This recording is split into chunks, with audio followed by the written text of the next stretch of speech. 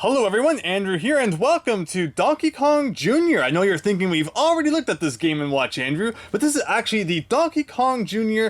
Panorama version, which is a completely different game from the Donkey Kong Jr. new widescreen game that we already looked at. This was the 35th Game & Watch ever released on October 7th, 1983, and yeah, it looks unlike anything that we have looked at before. It is just so cool, and I have so many neat things to say about this. Like, look at the design, kind of like get like a metallic thing there. Someone kind of roughed up the back of this, obviously not me, the previous owner. You once again get a really nice D-pad, just like on the NES controller, and then this right here, the jump button, is actually almost identical to the red buttons that you have on your NES controller. It might just be like slightly bigger, but otherwise it feels exactly like those buttons. So once again, 1983, before the NES was released, right around the time that the Famicom was released. Of course, on the Famicom controller, the buttons were black and not red, but still, it's just like, again, these are like all colors that you would later see on the NES,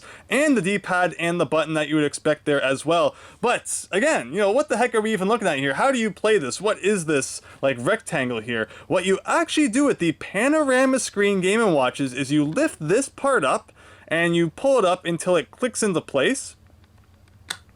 You want to be very gentle with it though, because they are fragile. You do find a lot of people who've been kind of rough with this upper part, and it doesn't snap into place properly anymore. And now what we get in there is a picture of the game. But what's actually happening is the screen that you see down here, this is just a mirror. It's actually being projected from up here down to the bottom. Like you can see here, you can, that's a reflection of my finger. So yeah, like, it's so bizarre, it's so cool, and because of the way that it works, you actually get color in this game, which is really neat. So what I'm going to do is I'm actually going to zoom in so that everyone gets a really nice view of what's going on inside the screen here. But yeah, like, it's just so neat, and this game is completely different from the Donkey Kong Jr. Game & Watch that we have already looked at. So you're not going to be able to see, what I'm doing with the buttons and such, but hopefully you'll forgive me for that. Hopefully this all looks good. Set the time, and that's the time demonstration right there. Hopefully that's zoomed in enough.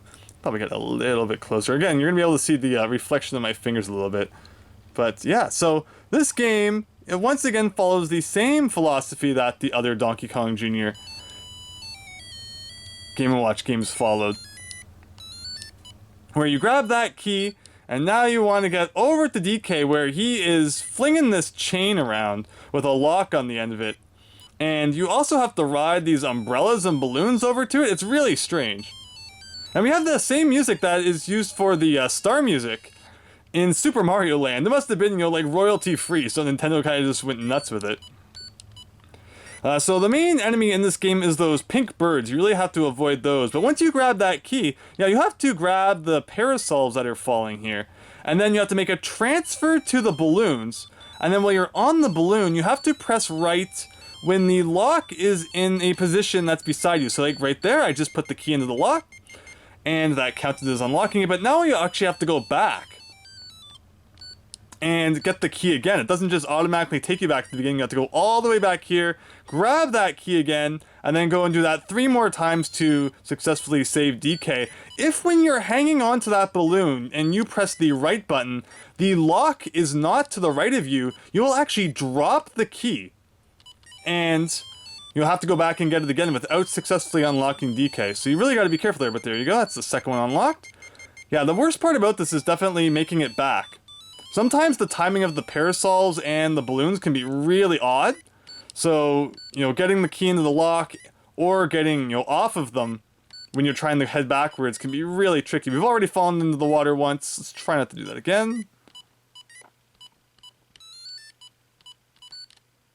But I think it's just so neat. I mean, again, though, another Donkey Kong themed Game & Watch, and despite the fact that it actually shares its name with another Donkey Kong Game & Watch, the game itself is actually a little bit different. There we go. One more and we can free DK. This isn't a game where you get points very quickly, though, as you can see. Thankfully, those birds I don't think can get you while you're hanging onto the parasol. Kind of got to be careful here. I think we're safe here. Got that. One more time. You can also, of course, get onto the parasol from the lower level. You don't have to get onto it from the top, but the fact that it's like a falling thing, it makes more sense, I think, to get it from there. And just like that, we have saved DK. Let's center this a little. There you go, good old classic Donkey Kong music. And just like that, it goes again. I see you can see the reflection of my fingers a little in the reflection. I apologize for that. It's the problem when the game, I guess, uses a mirror for a screen. You're gonna see some reflections in it. But yeah, I just think it's, again, so neat that there is this, like, you know, other form of Game & Watch that we actually didn't look at in there. You know, it failed to transfer, and that's just a recipe for disaster. Now, there was also a tabletop series of games which used very similar technology to this. And what happened was, I mean, those games were pretty massive. They weren't, like, really, you know, what you could call Game & Watches. It's kind of, they were about as portable as the Virtual Boy was, really.